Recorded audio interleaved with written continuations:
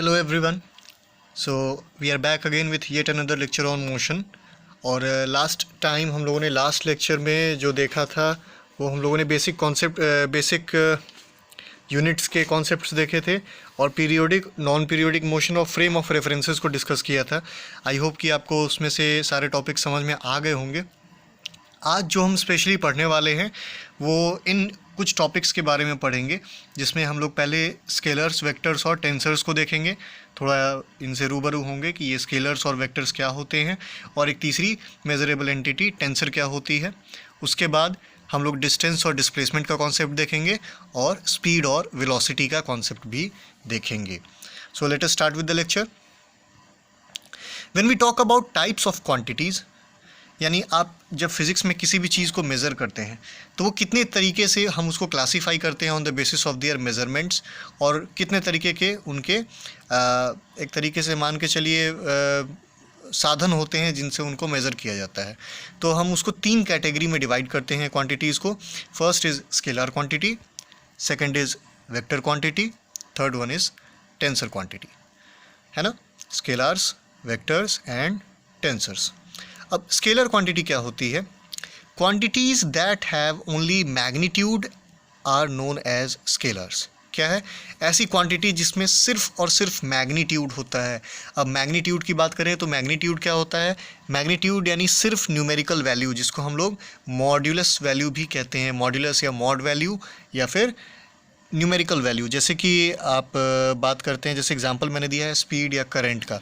Current जो है उसकी जो एंटिटी, हम करंट की डायरेक्शन को नहीं पता कर सकते हैं, सिर्फ हमको पता चलेगा कि क्या है, उसका वैल्यू कितना है। जैसे आपका टाइम हो गया, टाइम को जब आप मेज़र करते हैं तो टाइम का डायरेक्शन आपको पता होता है क्या? टाइम का डायरेक्शन नहीं पता होता है ना। हम ऐसा बोलते हैं क्या कि 15 मिनट हो रहे हैं ईस्ट की डायरेक्शन में? ऐसा नहीं होता है ना। तो टाइम का भी कोई डायरेक्शन नहीं होता है, उसका सिर्फ मैग्नीट्यूड होता है। 1 आवर, 2 आवर, 5 डेज़, 10 डेज़, है ना। तो स्केलर्स जो है वो ऐसे क्वांटिटीज़ होती हैं जो जिनका मैग्नीट्यूड होता है लेकिन जिसमें और दूसरी कोई चीज़ प्रेजेंट नहीं होती है। एग्जांपल करंट, स्पीड, टाइम, ये कुछ स्केलर्स के एग्जांपल हैं। Second one is vector. Vector क्या है? Quantities that have both magnitude and a direction are called vectors. ऐसी क्वांटिटीज़ जिसमें मैग्नीट्यूड भी हो, यानी उसकी वैल्यू भी पता हो, आपको न्यूमेरिकल वैल्यू भी पता हो, और साथ में उसका डायरेक्शन भी पता हो कि वो चीज़ किस डायरेक्शन में लग रही है या जा रही है। जैसे कि मैं बोलूँ कि मेरी कार 20 किलोमीटर पर आवर की डायरेक्शन से नॉर्थ के डायरेक्शन में जा रही थी, तो वो वेक्टर होगा, है ना, क्योंकि मैंने एक तो उसका मैग्नीट्यूड बता दिया है 20 किलोमीटर पर आवर, और उसका डायरेक्शन भी बता दिया मैंने, टूवर्ड्स नॉर्थ, है ना। तो ऐसी चीज़ें जिनकी क्या होती हैं, मैग्नीट्यूड के साथ साथ डायरेक्शन भी होता है, जिनमें वो वेक्टर्स कहलाते हैं। आप फोर्स लगाते हैं, फोर्स भी एक वेक्टर है ना। फोर्स आपको पता होता है कि किस डायरेक्शन में लग रहा है ना। Upward force, downward force, force towards the force towards right, force towards left, है ना। तो ये चीज़ें फोर्स के कॉन्सेप्ट में भी हम लोगों ने गौर किया हुआ कि फोर्स का डायरेक्शन हम लोगों को पता होता है। तो ये चीज़ें वेक्टर कहलाती हैं। अब टेंसर्स क्या है? टेंसर एक थर्ड टाइप का आपका क्वांटिटी होता है, जो अभी आप लोगों को नहीं पढ़ना है क्योंकि टेंसर्स बहुत ही हाई लेवल स्टडी में आता है। टेंसर के एप्लीकेशंस हम नहीं देखेंगे, लेकिन टेंसर आपको पता होना चाहिए कि होता क्या है, क्योंकि बहुत सारे टीचर्स जो है वो टेंसर के कॉन्सेप्ट स्टूडेंट्स को क्लियर नहीं करते हैं।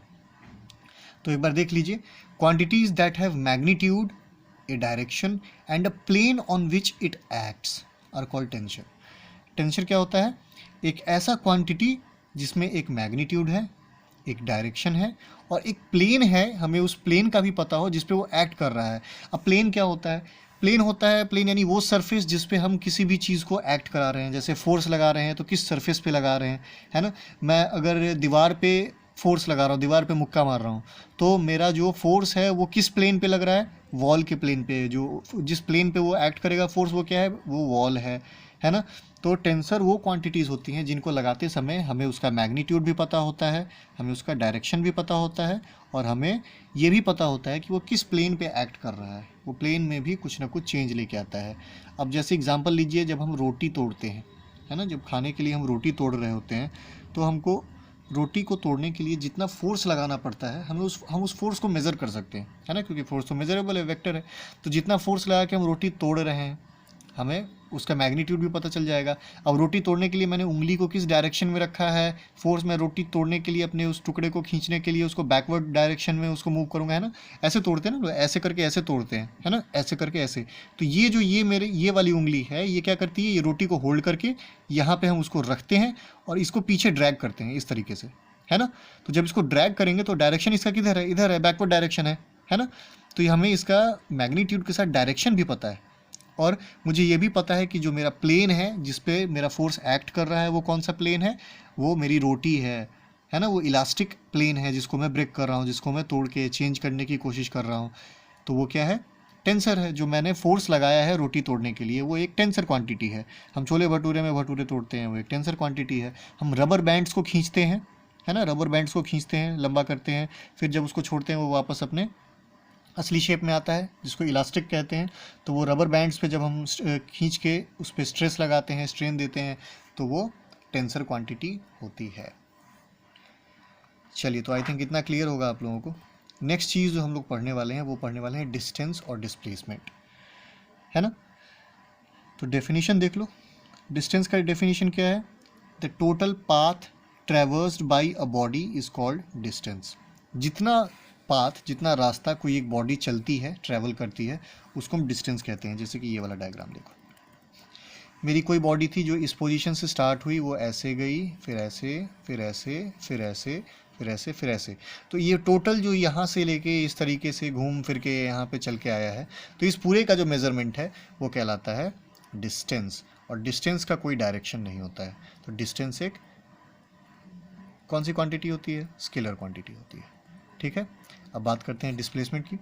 डिस्प्लेसमेंट क्या है, shortest path between the final and the initial point is called displacement. फिर से फिगर पे आओ। अब देखो, मुझे यहाँ से जाने के लिए, यहाँ पहुँचने के लिए मैं ऐसे गली गली घूम के गया, लेकिन सबसे जल्दी, सबसे आसानी किस रास्ते से पहुँच सकते थे, फटाक से यहाँ से जाके यहाँ एक स्ट्रेट लाइन ड्रॉ कर दो, है ना। तो ये ए से बी में ये जो लाइन है ये शॉर्टेस्ट पाथ है ना। तो डिस्टेंस ये है पर डिस्प्लेसमेंट ये है। समझ में आया, डिस्टेंस पूरा घूम के, पर जो आपका डिस्प्लेसमेंट है वो बस इतना। क्लियर है फिगर से।